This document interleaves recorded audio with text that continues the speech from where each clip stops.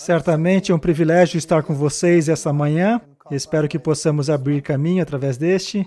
E obrigado por me agraciar com este grande privilégio. Quando você vai para a África, todos querem ver os 5 maiores. E estes são o elefante, o leão, o rinoceronte, o búfalo e o leopardo. E se você ainda não viu os 5 maiores, então você não viu nada. E por que todos querem ver os 5 maiores? Bem, os 5 maiores são uma espécie de emoção. E há um elemento de perigo associado aos 5 maiores. Há um aspecto real de poder ligado aos 5 maiores. E se você alguma vez foi perseguido por 1 quilômetro por um elefante, então você saberá que há um elemento de medo e respeito associado com estas criaturas. Então, esses são os 5 maiores. E quando você olha para um leão, você já foi perseguido por um leão? Não creio que alguém tenha sido atacado por um leão aqui no Canadá, certo? Recentemente eu estava na África e uma parte do nosso grupo foi perseguido por um leão. É uma experiência muito assustadora. Porque quando o leão ataca, você não pode correr. Se você correr, você acaba morto. Então você é uma presa. Quando um leão ataca, você se levanta, fica assim, e você olha ele nos olhos. Ele corre até perto de você e para, se você tiver sorte. Ele ruge, dá meia volta e vai embora. Se você sobreviver a esse momento, você está bem. Se não, você está morto. E não volta para contar a história. O búfalo é incrivelmente perigoso. É imprevisível como o rinoceronte e o elefante. Já o leopardo, se o leopardo alguma vez te perseguir e você se levantar e olhá-lo nos olhos, você está morto. Você não encara um leopardo nos olhos.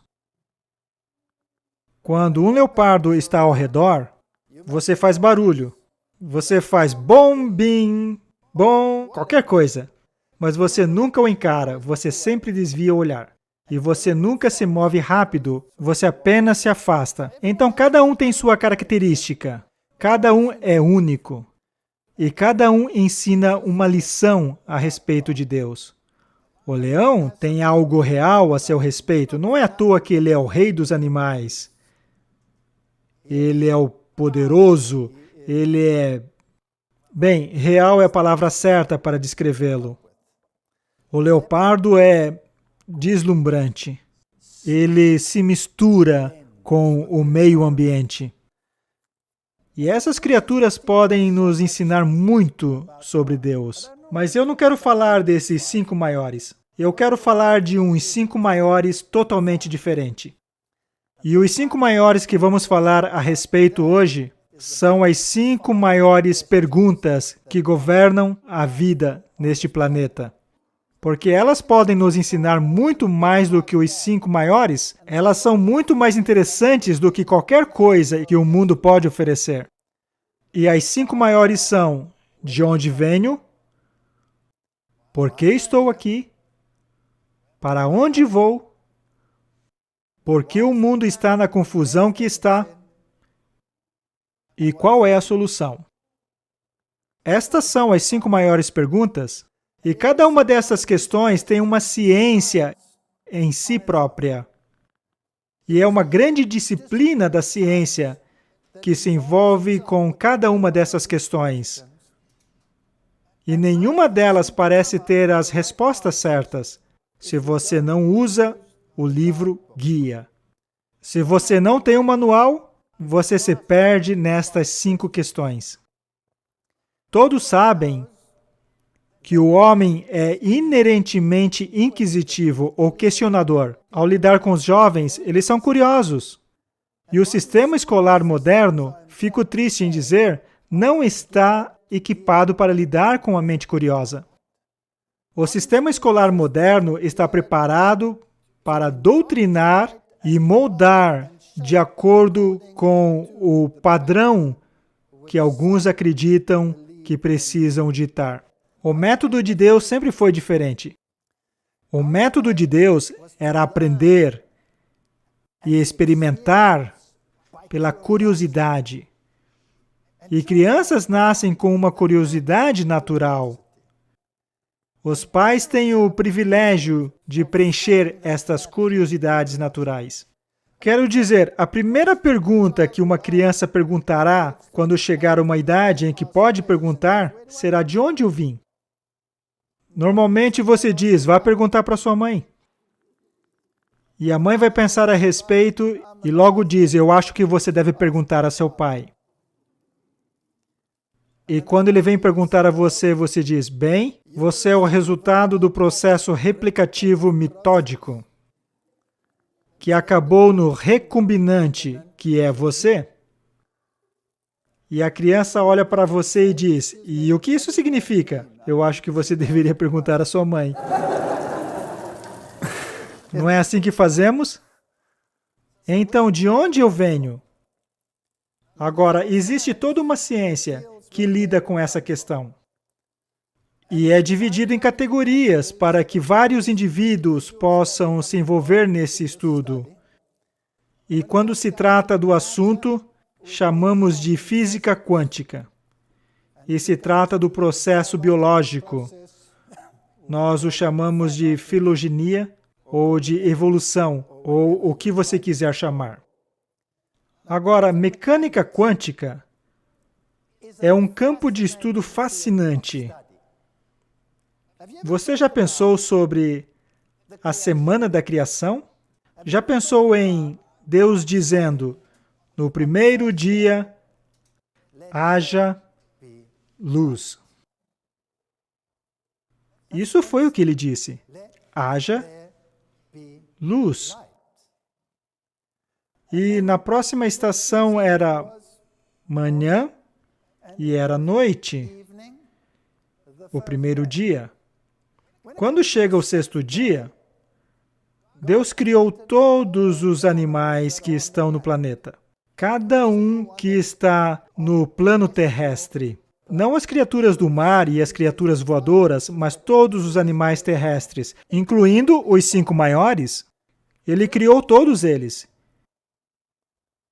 E se você olhar para a complexidade da biologia de todas essas criaturas, os nematóides, os anelídeos, os vermes, os mamíferos, os répteis, as rãs, cada um tão confuso, tão complexo.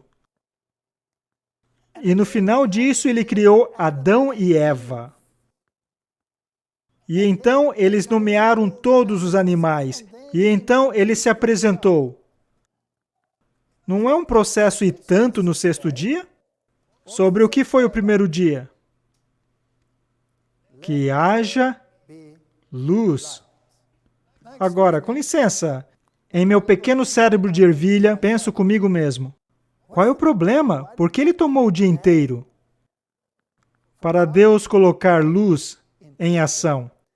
Se ele levou um dia para criar todos os animais, todas as nuances, toda a inteligência, tudo o que tem que lidar com os sentimentos e toda a complexidade da psique, do reino animal e humano, e tudo o que esse processo envolve.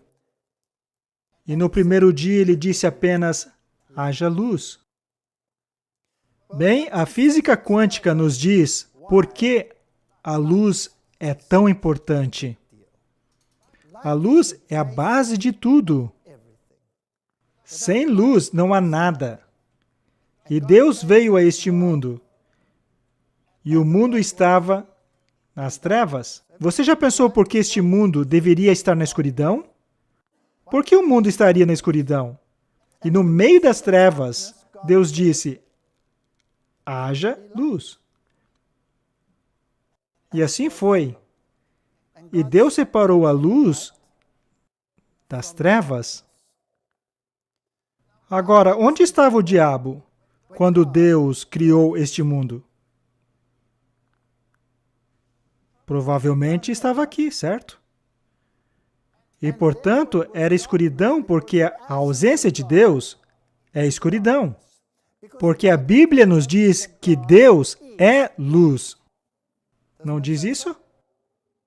Então, a ausência de Deus deve ser escuridão. Então, no meio da escuridão, Deus disse que haja luz. Ok? Então, o que Deus faria com a escuridão? Deus iria dissipar as trevas com a luz. Mas de que adianta dissipar as trevas com a luz, se não há algo para levar essa luz? E quem vai representar a luz? E como as trevas vão ser vencidas pela presença da luz? Agora, os físicos olham para a luz e eles estão confusos. Porque quando você divide em seus componentes, a luz consiste em fótons. Fótons. Agora, o que são fótons? Bem, o fóton é uma unidade. É a partícula? O que é? Obviamente, isso tem um efeito. Você pode refletir contra uma estrutura receptiva, como eles estão fazendo agora mesmo lá atrás com as câmeras. E isso tem um efeito de tal forma que muda a química do que está acontecendo naquele recipiente, que vai ser gravado e será exibido. Então, tem um efeito. Mas aí eu comecei a dizer, bem, o que é isso? É isso algo importante ou não? Comecei a analisar e a estudá-lo. E então aqueles experimentos famosos, onde eles separam naqueles mega equipamentos que eles constroem, os aceleradores, onde eles podem estudar as subpartículas individualmente e as melhores mentes científicas ficam encantadas com o assunto da luz e nunca descobriram isso até o dia de hoje. Porque a questão é, de onde viemos? De onde viemos? Então eles pegam um fóton e disparam. Shoo! E eles têm, na outra extremidade, um alvo com um buraco. E o fóton passa pelo buraco e você pode ver a luz e atinge uma tela e deixa a sua marca. Aham. E eles pegam aquele mesmo fóton e agora eles vão e atiram através de 2 orifícios. E passa por 2 orifícios. E eu coloquei 3, 4, 5, 6, 7, 8, 9, 10, 100 buracos, e eles pegam um fóton e eles atiram através do buraco e passa por todos eles. Eu disse, tem alguma coisa errada aqui. Então, é uma substância? Tem matéria? Ou é uma onda? Ou o que é isso? Bem, é uma substância porque você pode medi-la. Mas também é uma onda? Talvez esteja lá, ou talvez não esteja. Então, são átomos? O que são átomos? Do que eles consistem? Eles consistem de, dizemos aos alunos, eles consistem de nêutrons, e consistem de prótons, e consistem de elétrons. E do que eles consistem? Bem, eles consistem em... Se você olhar para o nêutron e olhar para os prótons, eles consistem de quarks. Ok? E o que é um quark? É a combinação de hadrons. E o que é isso? Bem, se você separar tudo, o elétron não consiste em quarks, mas o próton e o nêutron consistem em quarks. Quanto quarks? 3 quarks. O que é um quark? Bem, se você separar um quark, sim, há quarks para cima, quarks para baixo, provavelmente quarks esquerdos, direitos, qualquer quarks. E quando você os divide, eles se separam em um fóton. E o fóton é o quê? É luz. Agora, a luz é matéria? Ou a luz é uma onda?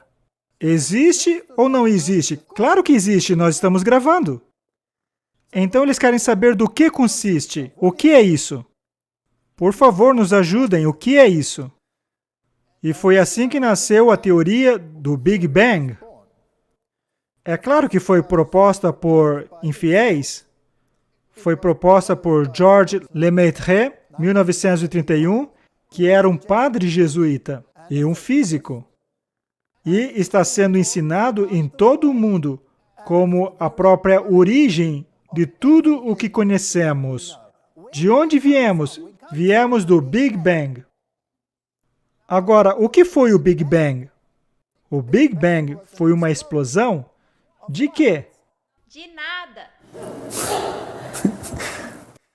Muito bem!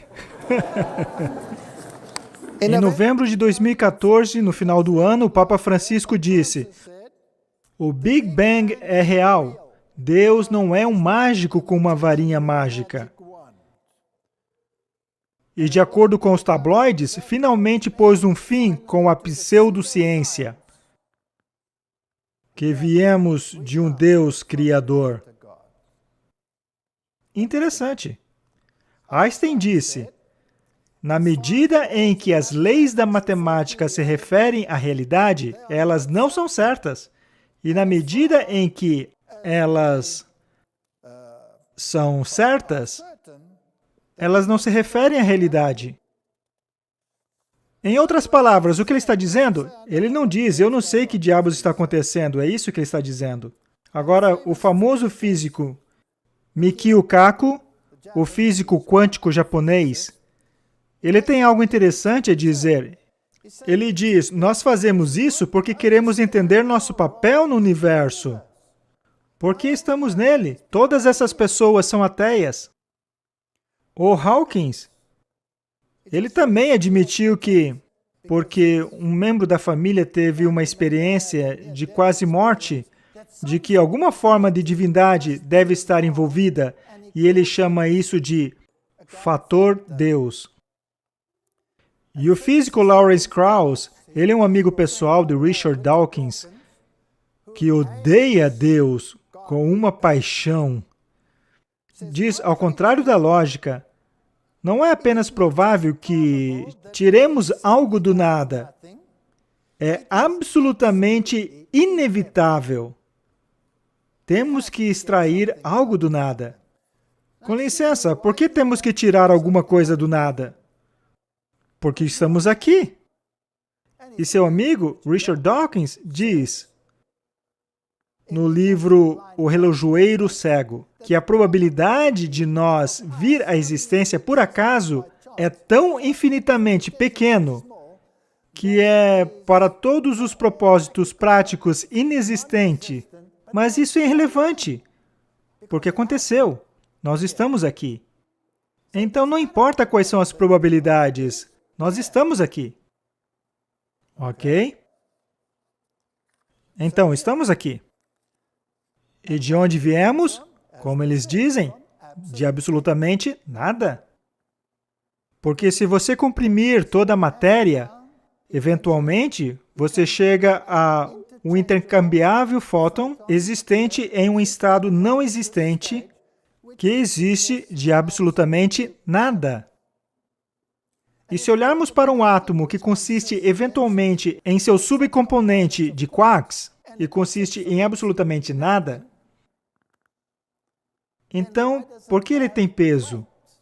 Porque tudo que está no átomo, se você somar tudo, pesa x, mas todo átomo pesa infinitamente mais do que x. Então, o nada, na verdade, pesa mais do que algo que consiste de nada. Isso é física quântica.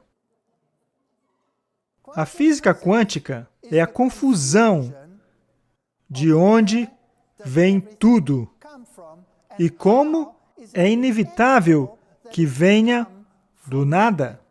E quando dizemos Deus criou tudo ex nihilo, então nós, de acordo com eles, somos loucos. Qual é a insanidade absoluta? Acreditar que nada veio por acaso, do nada, para tudo. Isso deve ser a loucura absoluta. E mesmo que você acredite em todas essas coisas, ou de onde eu vim, está tudo atado, mesmo de acordo com a física quântica, à luz. Essa é a base de tudo. E a maior mente do mundo não consegue descobrir. Nós somos quânticos de luz em um mundo de escuridão. Que haja luz. Que declaração incrível! Que declaração incrível! Então, por que estamos aqui?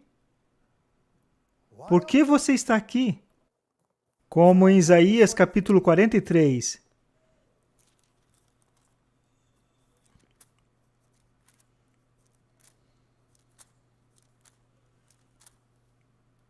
E vamos lá para o versículo 7. E diz: todo que é chamado pelo meu nome, a quem criei para a minha glória. Vamos para Isaías 42, versículo 12. Deem glória ao Senhor e anunciem nas ilhas o seu louvor. Por que estamos aqui, de acordo com as Escrituras? Para dar glórias a Deus. Como você dá glórias a Deus? O que é glória? O que é glória? O que significa dar glórias a Deus? Por que estou aqui? Eu deveria ser luz? Eu sou feito de fótons. Eu sou nada que se torna tudo pela voz e pela palavra de Deus. Isso é incrível. Eu estou aqui para ser um fóton em um mundo de escuridão. Eu quero ler para você o Espírito de Profecia. Aqueles que aceitam a palavra de Cristo e entregam suas almas à sua guarda, suas vidas às suas ordens, encontraremos paz e sossego. Nada no mundo pode deixá-los tristes quando Jesus os deixa contentes por sua presença. Em perfeita concordância, a perfeito descanso, diz o Senhor, tu o manterás em perfeita paz, cuja mente está firme em ti. Porque ele confiou em ti, como em Isaías 23, versículo 3, nossas vidas podem parecer um emaranhado, mas nós nos comprometemos com o sábio mestre trabalhador. Ele trará o padrão de vida e caráter, que será para sua própria glória. Por que fomos criados? Para a glória de Deus. O que significa? E este caráter que expressa a glória é o caráter de Cristo. Não é lindo? Vou ler outro. Diante dos homens e dos anjos, Satanás foi revelado como o inimigo destruidor do homem. A Bíblia o chama de trevas. Trevas significa ausência de luz. Cristo como amigo do homem e libertador. Seu espírito se desenvolverá no homem. Tudo isso vai enobrecer o caráter e dignificar a natureza. Como era essa terra? Quando Deus falou e disse que haja luz. Então a Bíblia chama isso de abusos, escuridão, abis, caos primordial, sem ordem, sem estrutura, sem quarks. Quarks esquerdos, em cima, embaixo, fótons, nada. E então diz, pois Deus não nos deu um espírito de temor, mas de poder e de amor e mente sã. Ele nos chamou para a obtenção de glória, o caráter de nosso Senhor Jesus Cristo. Então a pergunta Por que estou aqui? Como respondemos isso? Para um propósito. E apenas um propósito.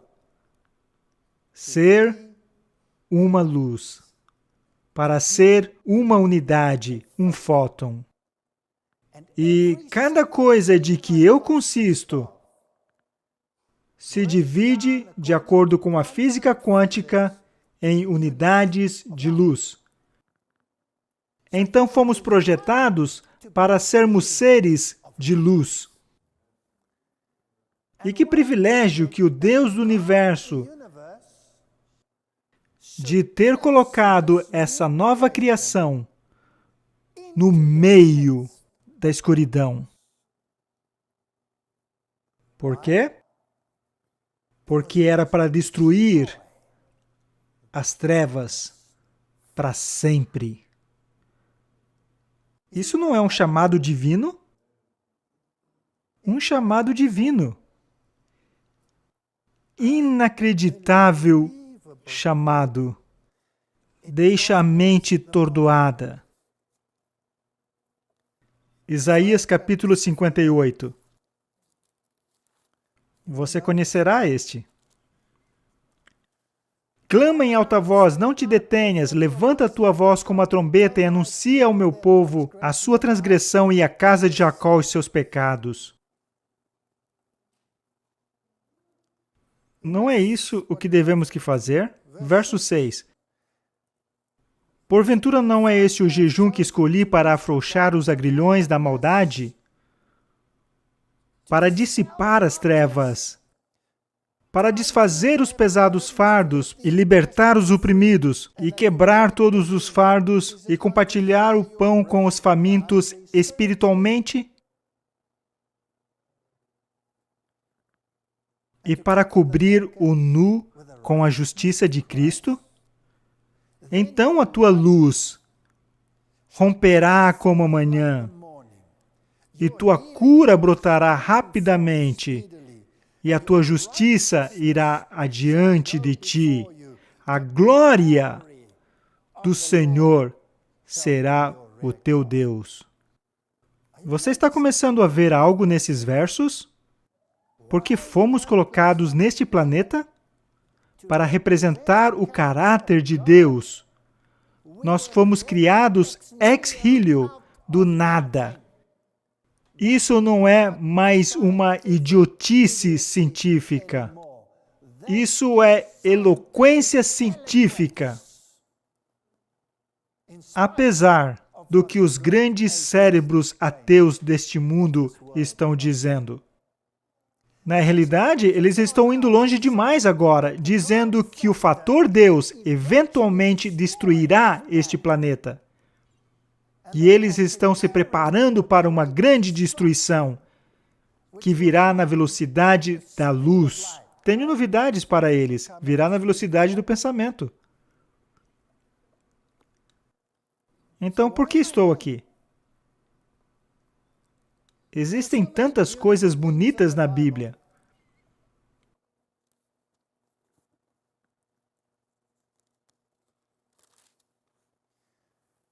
Não vamos ler tudo. Eclesiastes capítulo 12. Sempre pensamos que tem a ver com o homem quando envelhece. Mas estamos falando com os jovens hoje. Então vamos olhar em uma dupla aplicação. Lembra-te do teu Criador nos dias da tua mocidade. Jovens, sejam sábios, ouçam. Antes que venham os maus dias e cheguem os anos dos quais venhas a dizer, não tenho neles contentamento. Enquanto o sol e a luz e a lua e as estrelas não escurecem, e as nuvens não voltam depois da chuva, e no dia em que os guardas da casa tremem, e os homens fortes se curvam quando os moedores param, porque são poucos, e se escurecerem os que olham pela janela quando as portas são fechadas na rua.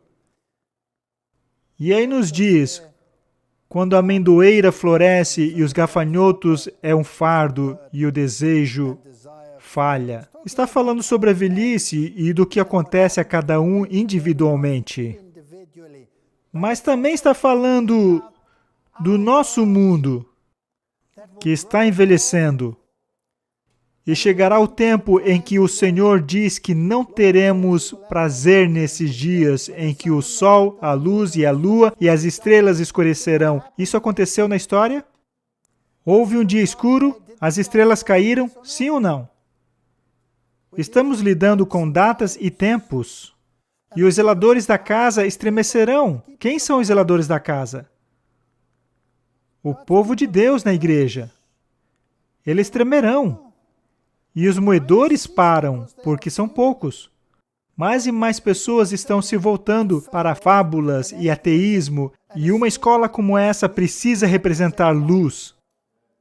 Uma escola como essa precisa ser um farol em um mundo de trevas, onde os guardas da casa tremem e os moedores param, porque não há mais grãos, não mais alimento espiritual para alimentar ninguém, e eles param e as portas se fecham. O Espírito de profecia nos diz que as portas se fecharão nos últimos dias, sim ou não?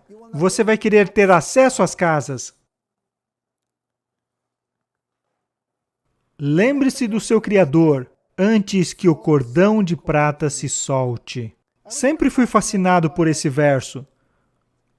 Porque quando eu estava no mundo oculto, tenho certeza que você se lembrará, muito se falava sobre o cordão de prata que une a alma à entidade física. Bem, o mundo oculto não sabe que a entidade física nada mais é do que um fóton, que é nada sem a luz.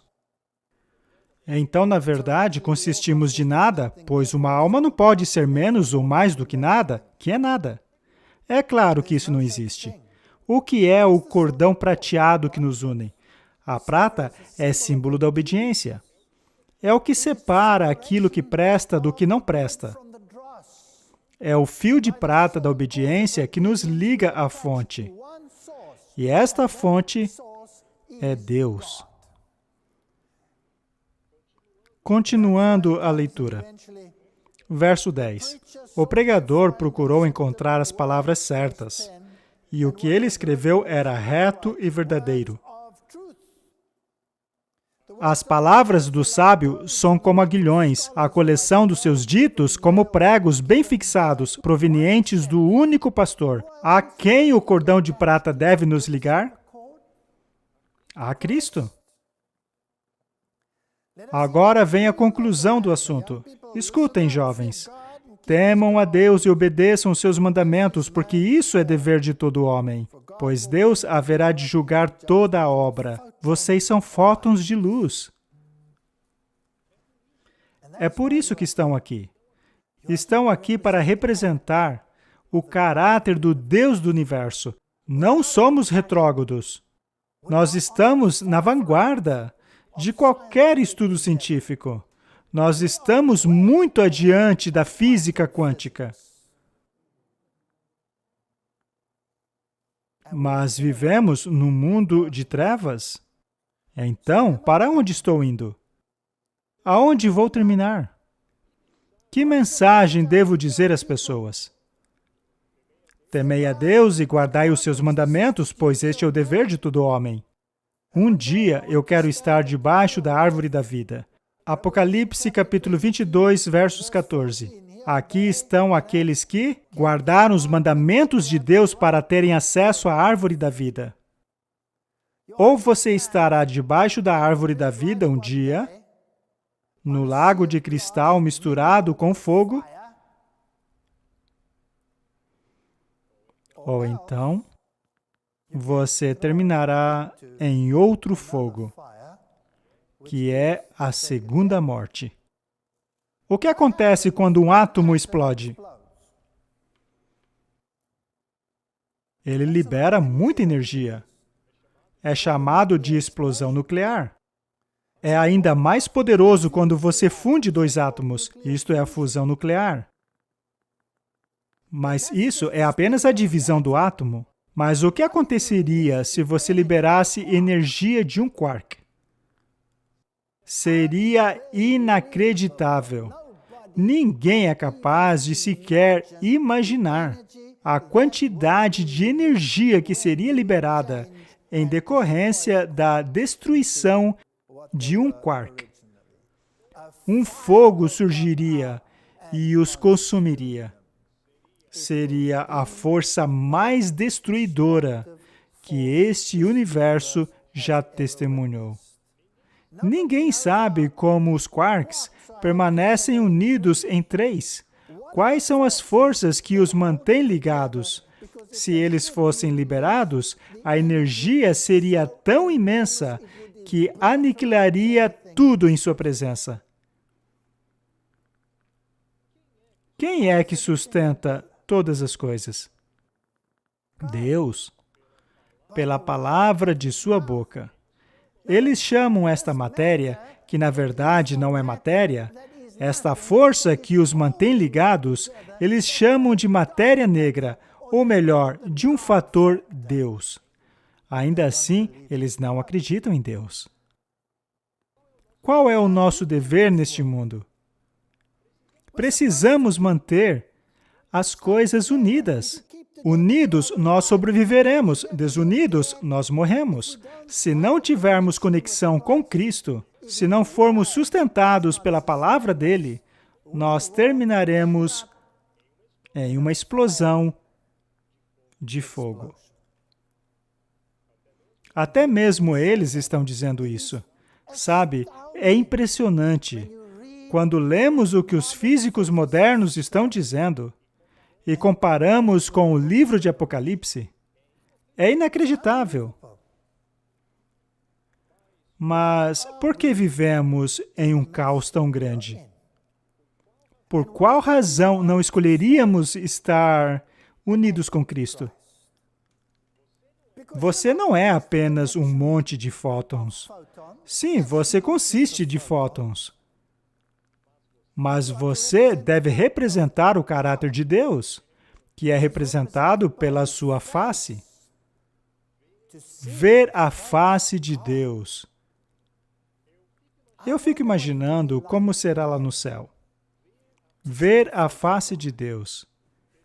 Testemunhar a sabedoria se desdobrando por toda a eternidade. E possuir uma mente capaz de assimilar isso. Será que já houve alguma mente neste mundo que já disse, disco cheio, reformate? Não. Qual é a capacidade de sua mente? É infinita. Não existe nenhuma estrutura semelhante a ela já desenvolvida pelo homem. Sabe, a humanidade se acha muito esperta por ter criado computadores e discos rígidos, mas não há nada como o cérebro. Por acaso você já disse, eu esqueci o que eu queria dizer. Qual era mesmo o nome daquela pessoa? Então você diz, deixa para lá. E então, na metade do dia, de repente você diz, lembrei. Isso por acaso já aconteceu com você? O que aconteceu? Você enviou um impulso à sua mente dizendo, recuperar o arquivo tal. É como se você tivesse uma imagem no seu cérebro, escrita em RNA. Então, a genética continua a procurar em todos os caminhos que foram criados, e aí, quando você menos espera, você acha. Agora, e se esse processo não tivesse mais problemas? E não importa o que você já pensou, viu ou aprendeu, você jamais esqueceria. Não seria ótimo? É assim que deveria ser. Os antediluvianos não tinham livros. Eu mal posso esperar para estar no céu. Grandes cientistas já disseram. Na verdade, Einstein disse que mal podia esperar para ver a face de Deus. Será que ele tinha ideia do que estava dizendo? Pois a face de Deus é o seu caráter. Será que ele quer mesmo ver o caráter de Deus ao passo que nega sua existência? Eu quero salvar essas pessoas, e você deveria querer o mesmo. Por que nos encontramos nesse caos? Não faz muito tempo, eu estava conversando com uma pessoa que, apesar de saber a verdade, tornou-se um ateu. Por anos. Ele disse que não pode reconciliar a cosmovisão do cristianismo com o mundo no qual as crianças morrem. O mundo em que as crianças sofrem, em que algumas delas morrem de fome. Certamente deveria haver uma outra maneira de lidar com isso. Um Deus onipotente, com certeza acharia uma maneira melhor de lidar com esse problema sem que crianças precisassem morrer. Portanto, ele não gostaria de se relacionar com Deus ainda que ele existisse. Eu tenho certeza que Deus pensou nisso. Eu tenho certeza que Deus olhou para as crianças que estão morrendo. Mas por que Ele permite que as crianças morram? Entendam que temos um Deus que leva essa questão muito a sério. Tanto é que Ele mesmo tomou as consequências em si mesmo. Mas Ele não somente tomou as consequências dizendo, eu sinto muito por vocês. Ele tomou as consequências transformando-se em você. E isso quer dizer que o Deus do universo que disse que haja luz, decidiu tomar sobre si todas as consequências. Não apenas por você, mas como você até a cruz. Isto é fenomenal. Por que ele faria isso? Pois a justificação e a justiça tinham que se encontrar. As trevas são a ausência do caráter de Deus. Já a luz é a presença do caráter de Deus. E Deus, em favor de nós, Ele codificou o seu caráter. Agora eu pergunto aos jovens, o que quer dizer isso? Como Ele codificou o seu caráter? Através dos seus mandamentos. Temei a Deus e dá-lhe glória, pois esse é o dever de todo homem. É ali que está codificado o caráter de Deus. É através apenas dessa estrutura, dessa codificação, que a vida e a paz e o descanso podem existir. Sem este código, essas coisas não existem. Se qualquer pessoa decidir quebrar o código, ela está dizendo, eu não quero mais o meu DNA. Bem, então você não existirá mais, se você não quer mais o seu DNA. Eu não quero passar o meu DNA para a minha posteridade. Bem, então você não terá filhos. Isso é uma lei da biologia. Da mesma maneira, se você não quer os 10 mandamentos, então você não se qualifica para ser um fóton de luz. E se você não se qualifica para ser um fóton de luz, você simplesmente não existirá. Então, quando alguém diz, eu não quero, é o mesmo que dizer, eu não quero existir. E Deus não força ninguém. Você deixará de existir. Ele dirá que o fóton volte a ser nada. E é isso que acontece. Esta coisa chamada pecado tornou-se parte do mundo. E Deus o permitiu por uma razão. Aquele ateu disse a mim, por que ele permitiu isso? Não havia uma maneira melhor? Ele não poderia apenas ter impedido? Imagine que você é um pai de amor. E a sua esposa acaba se tornando uma pessoa ruim. E eu digo uma pessoa realmente ruim. Um monstro. De mente cruel e caráter totalmente corrompido. Um dia, esta mulher acaba sequestrando os seus filhos. Ela sequestra os seus filhos e incute em suas mentes o caráter ruim dela. E então, acaba fazendo com que os filhos se voltem contra você, que é um pai de amor. Eles passam a vê-lo com a perspectiva totalmente distorcida. E então, querendo cortar o mal pela raiz, o pai decide matar a mãe. Pá!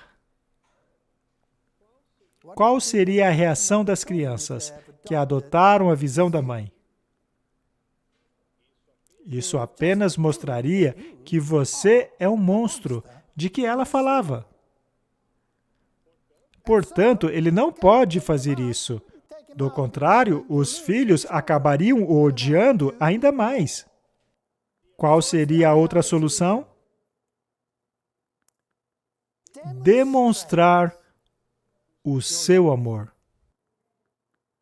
Na esperança de que, se você der a eles liberdade de escolha, quem sabe, eles podem compreender a verdade. É o único jeito. E então, quando chegasse o momento em que todos tomaram a sua decisão, a história pode chegar ao fim. É por isso que nós estamos no caos que estamos hoje. E a única solução. Esta é a última das 5 maiores perguntas. Está escrita no nome do Deus Criador. É a única solução. Não há outro nome debaixo de céu e terra por meio do qual podemos ser salvos, senão pelo nome de Jesus Cristo. Pois Ele é a luz. É Ele quem sustenta tudo. O projeto da vida está escrito em sua lei. Eu quero perguntar a estes amigos cientistas ateus, por que eles estão dispostos a serem ateus e descartarem Deus e ao mesmo tempo abraçarem a beleza? Abraçarem relacionamentos, eles abraçam toda a capacidade da psique humana, mas ao mesmo tempo negando a sua fonte. Eu pergunto a vocês, por que uma criação ou uma existência como esta seria baseada em relacionamentos? Agora mesmo eu vejo muitos relacionamentos. Eu vejo relacionamentos entre marido e esposa. Você gostaria de ter uma esposa que nunca pudesse tocá-la ou vê-la? Sem experiência alguma? Nós não temos a tendência de querer olhar para a face das pessoas, daqueles com quem nos relacionamos, não é mesmo? O que você quer ver, a nuca ou a face da pessoa? Quando você ama alguém, você quer apenas olhar as costas ou quer olhar nos olhos dela? O que você quer? Que mãe deseja um filho que não pode se relacionar com ele? O que é uma família sem o relacionamento? O que dizer dos sentimentos de uma mãe para o filho, de um pai para o filho, uma mãe para com o marido, o irmão com a irmã com o irmão? Não é verdade que toda a humanidade se baseia em relacionamentos?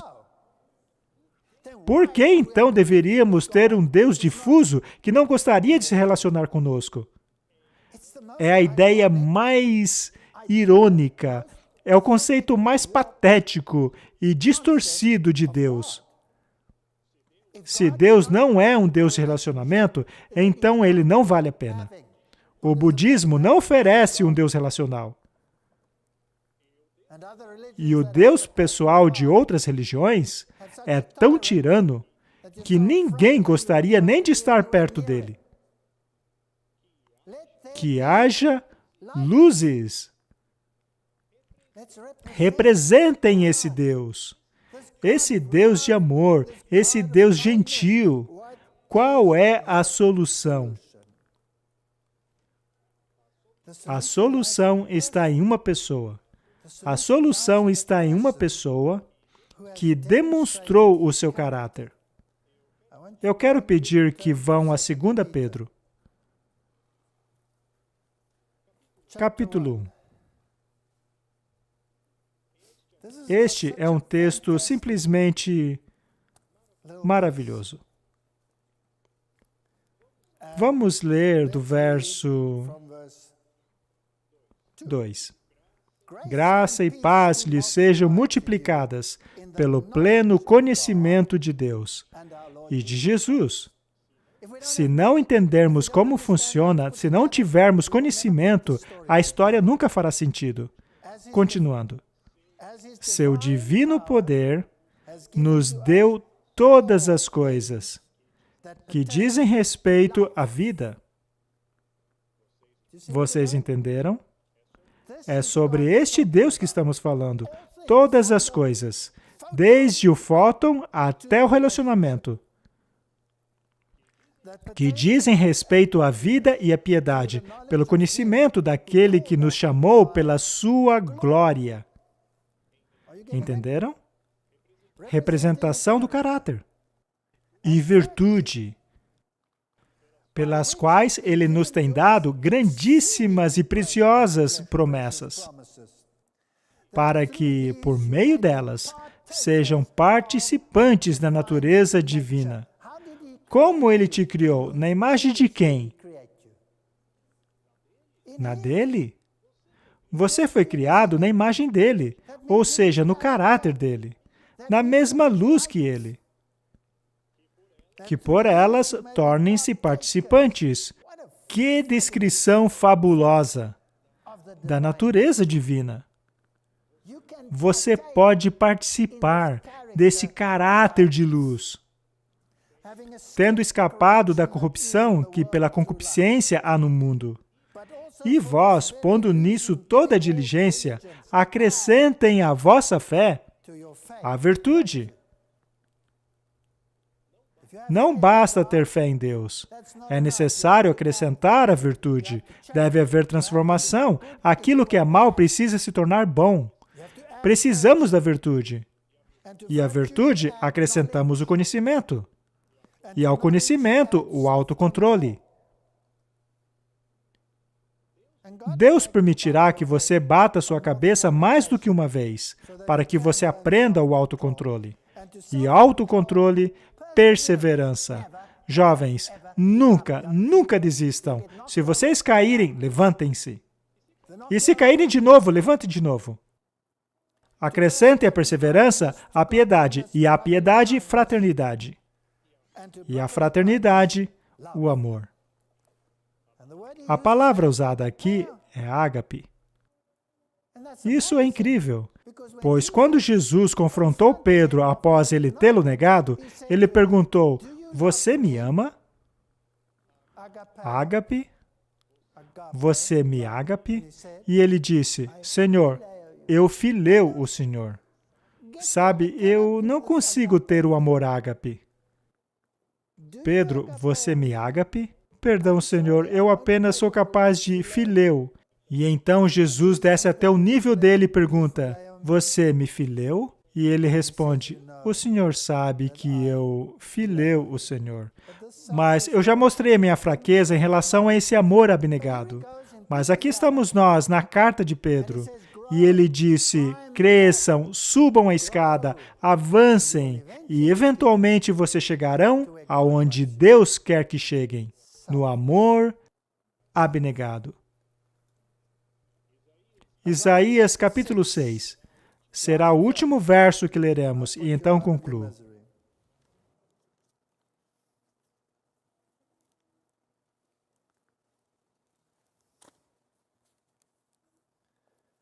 Vamos ler o verso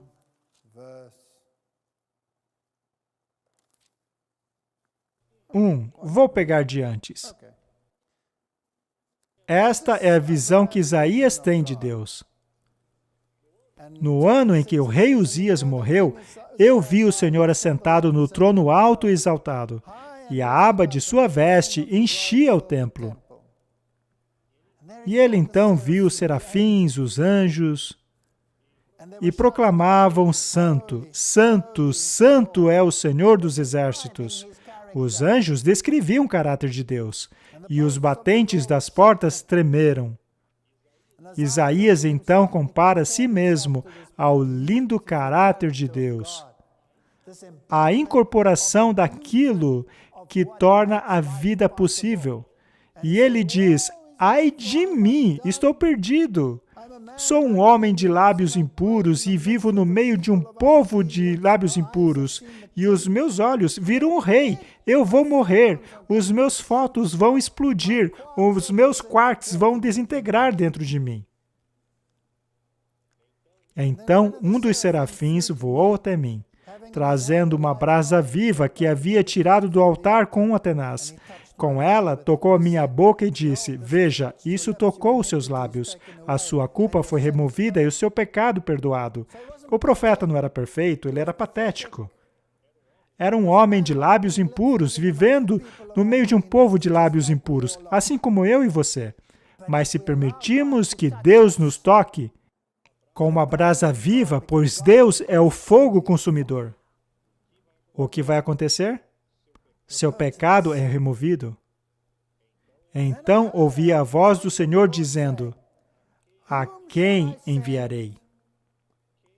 Quem irá por nós? Está no plural. E então Isaías abre a boca e diz: eis-me aqui, envia-me. O que eu quero dizer a vocês, meus jovens, é que não somos escolhidos por sermos melhores que os outros. Somos tão patéticos quanto qualquer um. Não somos escolhidos por sermos brilhantes, pois os cientistas aí fora são chamados de brilhantes, mas Deus os chama de loucos. A Bíblia não chama de loucos aqueles que negam a existência de Deus? Aí estão vocês, pequenos fótons de luz, vivendo no mundo de trevas. Todos nós engolimos as trevas, pois todos foram destituídos da glória de Deus. E aí está o Deus do universo dizendo: me deixe tocar os seus lábios, e os seus pecados serão perdoados. E então ele pergunta em todo o vasto universo: a quem enviaremos? Quem irá por nós? O que significa isso? Quem representará o Deus do universo para a humanidade? E o homem que acabou de dizer: ai de mim, pois sou um homem de lábios impuros, responde: eis-me aqui. E agora eu pergunto: vocês dirão o mesmo? Dirão vocês: Senhor, eu sou patético, mas me envia. Vocês farão isso? Se respondermos assim, então teremos cumprido o propósito do porquê estamos aqui. Vamos orar. Querido Deus, mas que privilégio sermos fótons de luz em meio às trevas. Que privilégio sermos tocados pelo Deus do universo, que transforma seres fracos e vacilantes em arautos do grande Eu Sou. Ajuda-nos a sermos participantes da natureza divina. Ajuda-nos a representá-lo corretamente. Em nome de Jesus. Amém.